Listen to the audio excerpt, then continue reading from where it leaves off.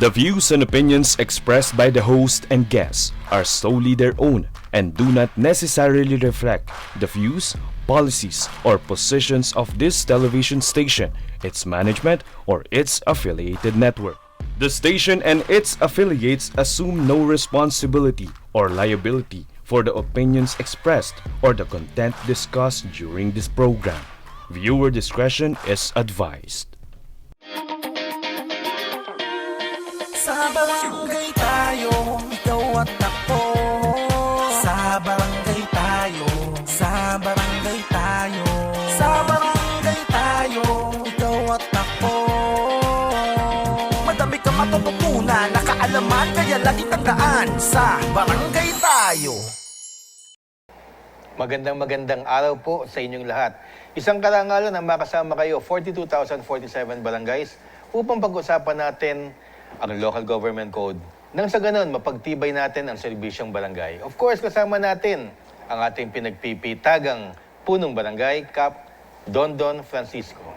Maraming salamat, Kags Butch, at sa lahat po ng manonood ng sa barangay tayo, at lalo na sa mga barangay councils na nanonood. Lagi nating tatandaan, performance speaks. Di din niyo po malalaman yan sa barangay tayo. Ayan. Maraming salamat po sa inyo. At, both Kap and I are very excited and honored, of course, and privileged to have with us, ito ang pag-uusapan natin, creation ng isang barangay. Siya po ay 5 years bilang kagawad bago po naging kapitan. OIC Barangay Captain ng Caloocan 176D, Bagong Silang. 21 years na PBA referee. Wow. 8 years PBL referee. At isa po siyang lay minister ng St. Paul of the Cross. At may 4 po siyang anak. At syempre, isa asawa. Ladies and gentlemen, mga kabarangay, Kapitan Manolito P. Kilingen. Yes. Welcome po sa barangay tayo. Kap Nol. Kap Nol limit ang serbisyo. Max. Maraming salamat po sa pag-imbita dito po sa barangay tayo. Maraming salamat, Kap Nolit. No limit. Para no limit po ang serbisyo. Alam niyo ho, recently, nagpasa ang Kongreso ng creation ng 6 pa na barangay. Apo. Sa Caloocan. Sapagkat ang Caloocan, kung hindi niyo po nalalaman, ang Caloocan yung the biggest barangay sa buong Pilipinas. Yung barangay nila nung una. Yes, yung una. Dinivide nga po into 6. Apo. Para malaman natin kung paano dinivide, yun ho ang pag-uusapan natin. At syempre, noong dinivide, syempre di naman kagad magkakaroon Kap ng eleksyon, mga appointees po sila, dati pong mga hagawad, yung kanilang mother barangay, na nandun po yung kapitan nila, at sila po yung nagsisilbi, 7 kagawad nagsisilbi, dinivide po into 6, na-appoint po yung mga hagawad na kapitan ng kanya-kanya ng mga barangay sa Caloocan. At si Kapitan Nolit po ay kapitan ngayon ng Caloocan 176D.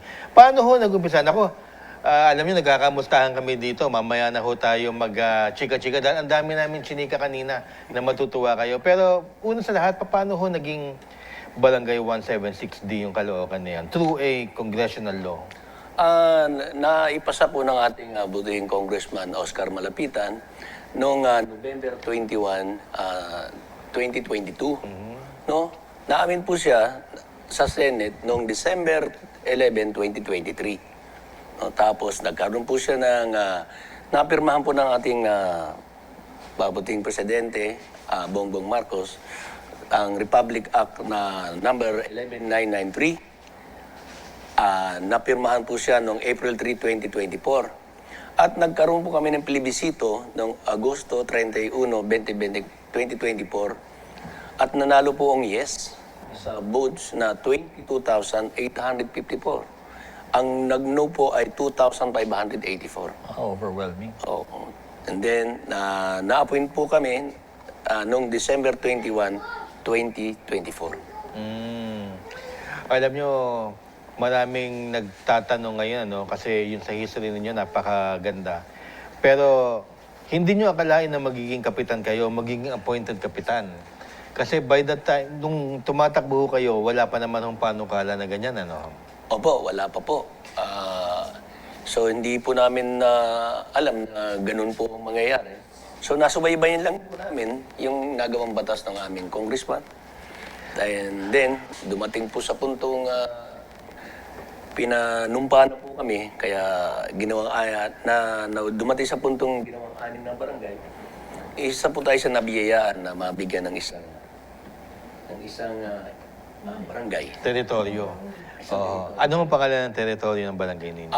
176-D, Phase A, A and B. Okay. Kap, ang mindset nyo nung una nung tumakbo kayo, kagawad, ano ho? Siyempre, yun ang mindset ninyo, to legislate, di ba? Ordinansa, resolution. Pero gaano ho kahirap ang transition ng pagiging kagawad dahil nga appointed kayo at nabigla ho kayo at meron na kayong sariling barangay, gaano kahirap or kadali ang maging kapitan? Bilang naging kagawad ako, tapos na-appoint akong kapitan, napakahirap po. Kasi siyempre, hindi po natin, nung kagawad po ako gumagawa lang po ako ng batas. Ngayon bigla akong ginawang ama na ng barangay. So, napakahirap. Unang-una, transition, papatakbo. Diba? Kailangan mo rito, yung tao, no? Yung budget. Right? Number one. Siyempre, maninibago ka sa lahat ng kalakaran, kung paano igagalaw, paano mo patatakbuhin yung isang barangay. Pero mo, ang hirap nun, yung transition na yun. Tumakbo ka 2023, October, as kagawad. Opo. Pagkatapos, in 1 year's time, more or less 1 year, no? Bigla pong, eto na, kagawad, kapitan na po kayo. Maraming ano ho yan maraming rekotitos, ika nga, maraming pagdadaanan. Ano ho yung naging major challenge nyo nung kayo ay bigla na ngayong naging kapitan? Okay, ang naging challenge, siyempre po, number one po naging problema ay siyempre po sa budget.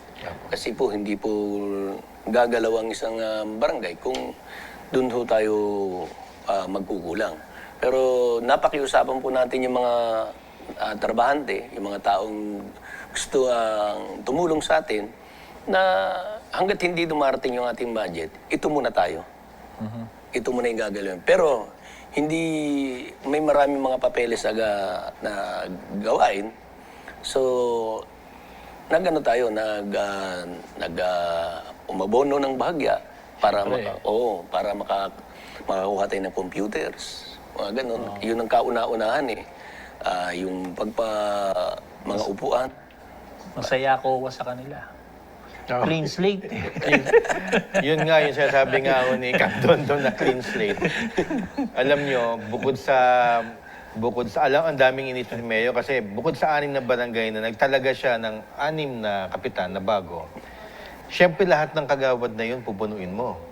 So nagtalaga rin siya ng bawat tigpipitong kagawad Sa bawat barangay. Bagong barangay.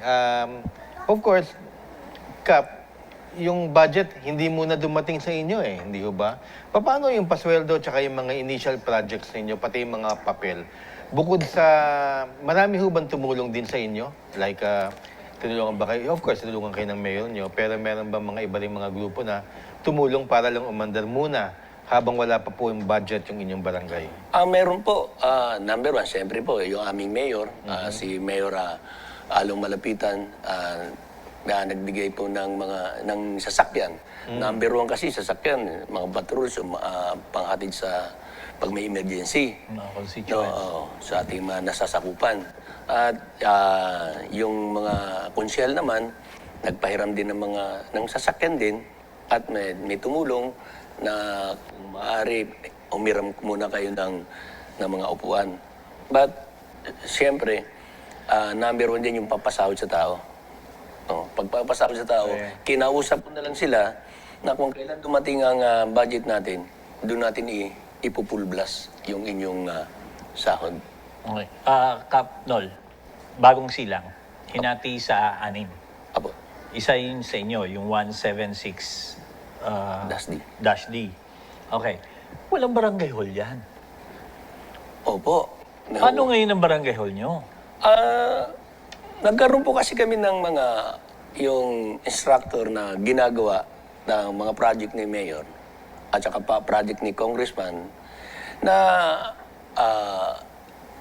dito sa area ko, sa barangay 176 Dasdi, may ginagawang isang ano ron Struktura. Struktura. Okay, multipurpose. Multipurpose. Oh, yun. Multipurpose. Nung na-appoint kami, yun ang itinuro po sa amin. Okay. Dito po kayo maglalagak. Paano yung iba na barangay? Ganun din po. Oo, ganun din po. Ang ano lang, yung main ng barangay, kasi andun yung barangay hall namin. Yun ang pinakamalaking Pero barangay. ganun din po sa ibang mga barangays. Kasi sa laki ng barangay namin, bawat phase, meron pong itinatayo. Kukuha kayo ng bond sa treasury, sa department, sa treasury. Okay.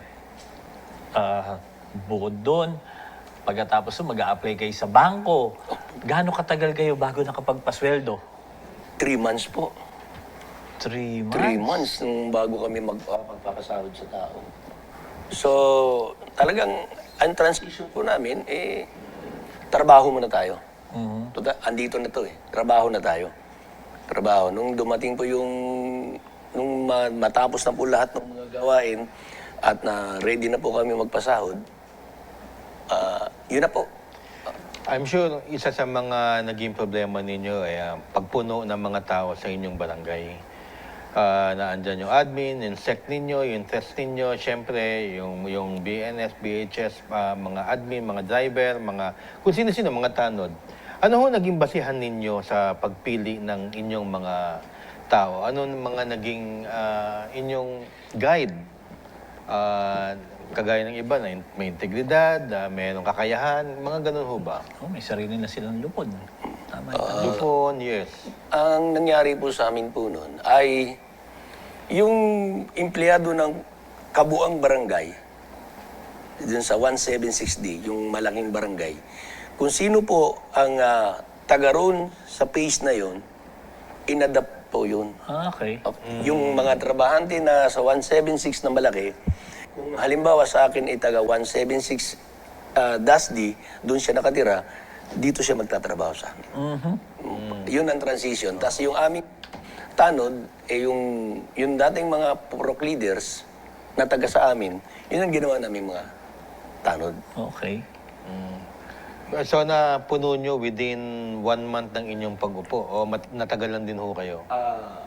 2 months. 2 months. 2 months bago napulo. Kasi kailangan, siyempre pag namimili ka, yung magiging kapitan, kailangan trusted mo yun. Tao mo. Siyempre. O natural po yun. So yung manggaling po sa taas, hindi po natin yun. Nung inirekomenda nung biggest barangay, inadapt po natin lahat yun. Tapos yung pagkakulangan nun, nag-addition na lang po ako ng mga taga-ron din sa Phase 8. Very good. Sige po. sorry. Sige po, Kap. Hindi, nagtaka lang ako. Saan napunta yung secretary sa treasurer? Doon sa original na kapitan? Opo, sa original na kapitan po. Okay. Ang kwentuhan namin kanina, Kap, alam nyo silang 6 na na-appoint. Nagkaroon ng parang, kasi first time nila na-appoint, mga kagawad sila So nagkaroon ba ng, siyempre, very conscious sila sa kanilang magiging performance. Parang nagkaroon ng, hindi naman consciously, pero parang nagkaroon sila ng kompetensya at talagang hinusayan nila. Na talaga naman pag ikaw, tayo pagkompetensya at hinusayan mo, it all goes to the city, yung serbisyong ibinibigay nila. Tama naman. Tama si Kag Such. So, ginusayan yung lahat. Kasi, tama po. Kasi naging challenge po yun Yeah. Naging challenge po sa bawat na namuno o in-appoint na barangay OIC na barangay captains. Naging challenge po sa amin yun. Dahil dati po kaming kagawad. Ayan. So naging challenge, hindi naman pakitang gilas, hindi naman contest.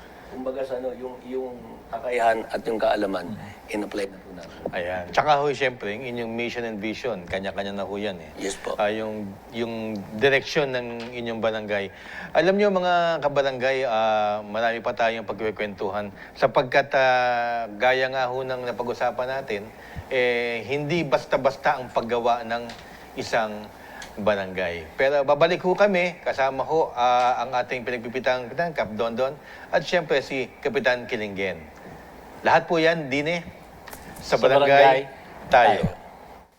Sa barangay tayo, ikaw at ako. Nagbibigay ng aral sa mga kagawad at kapitan. Sa barangay